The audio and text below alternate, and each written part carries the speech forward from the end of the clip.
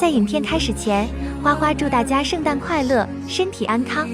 说到常年高温地区的肉友，不知道浇水问题有没有困扰着你？花花生活在四季分明的地区，所以平时分享经验的时候都以季节变化来分享。但评论区里最近看到很多肉友常年都生活在大概30几度的环境中，也因为浇水问题而产生很多困扰。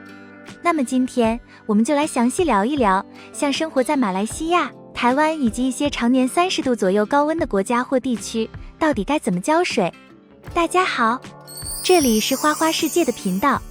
花花干啥啥不行，养多肉第2名，所以在平时养护中，如果遇到多肉烂根、化水、徒长以及找不到养护方法的，还请关注我的频道，相信这里有你想要的答案。其实在热带给多肉浇水并没有我们想的那么困难，因为它的温度比较稳定，就那么高，只要我们总结规律，形成自己的浇水方式，相信你的多肉也会养得很好。下面分享5种不能浇水的情况，只要你能掌握，你的多肉叶片就会肥厚、短圆、颜色亮丽。接下来一起看看吧。1. 光照太强不浇水。热带的很多地区温度都在30度以上，加上太阳光特别强烈，晒一会就能让温度直线上升。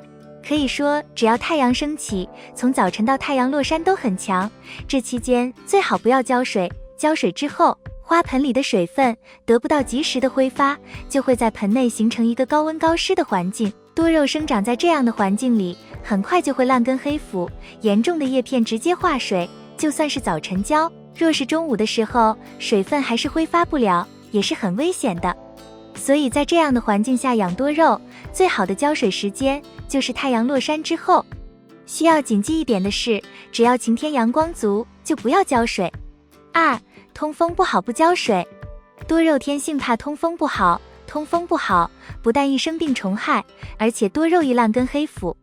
热带常年大部分地区都会处在一个潮湿闷热的环境里，在这种环境之中，若是通风不好，还持续浇水，土壤就会变得极端闷热潮湿，特别容易让多肉烂根化水，对多肉来说就是一个灭顶之灾。因此高温给多肉浇水，最好选择一个有风的日子或者通风的地方。浇水之后，盆内多余的水分能及时挥发，能减少积水烂根的风险。若是多肉缺水严重，而当地的天气却持续闷热，建议给多肉浇水之后，用风扇吹一会，让土壤里的水分及时挥发。3. 叶片饱满不浇水。养过多肉的人都知道，想要多肉生长健壮，不能多浇水，积水会造成多肉烂根，严重的会死亡。所以我们养多肉都要遵守见干见湿的原则，到中午时候有太阳就给多肉拉上遮阳网，因为温度一旦偏高，多肉基本就会处于休眠或是半休眠的状态，这时候对水分的需求不多，根系却需要有大量的新鲜空气才能健壮生长。若是土壤里长期水多而空气少，则易烂根和黑腐。但是也不要过度遮阳，否则在这样湿热的环境下，多肉很容易长成一棵菜。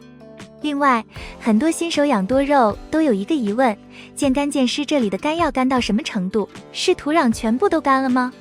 又不能把多肉拔出来看一下，真的很难掌握。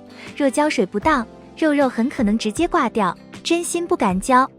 在这里我分享给大家一个小方法，就是看多肉的叶片，通常情况下底部倒数第2层叶片稍微有点蔫就可以浇水，要是温度超过35度时，可以等大部分叶子明显发皱的时候再浇水，叶片饱满坚挺的时候，无论什么时候都不要浇水，这点要切记。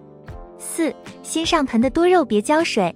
一般情况下，我们给多肉翻盆换土，最好的时候就春秋2季，温度合适，正处在多肉的生长期，换盆之后浮盆快，损伤小。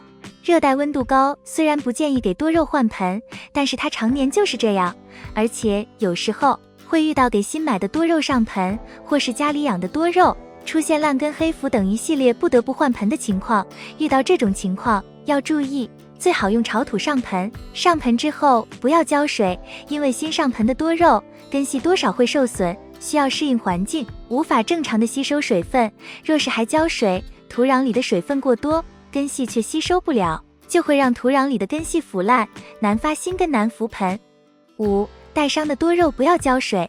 平时在养护多肉时，难免会出现这样那样的问题，比如说砍头、摘掉老化的旧叶子，或是换盆修根等等，这样的操作都会让多肉留下伤口，一般1周左右伤口方能愈合。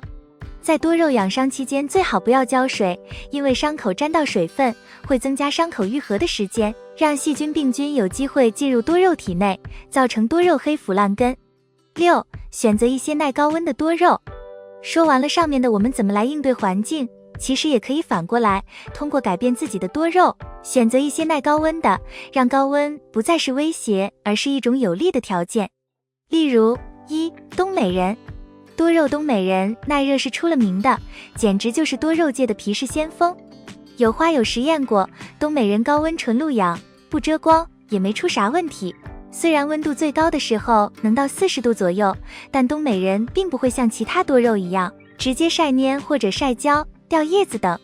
大多数花友的冬美人养死都是浇水没控制好烂根了，而不是天气太热热死的。2. 蓝石莲。多肉植物蓝石莲也很皮实，花友们喜欢是应该的。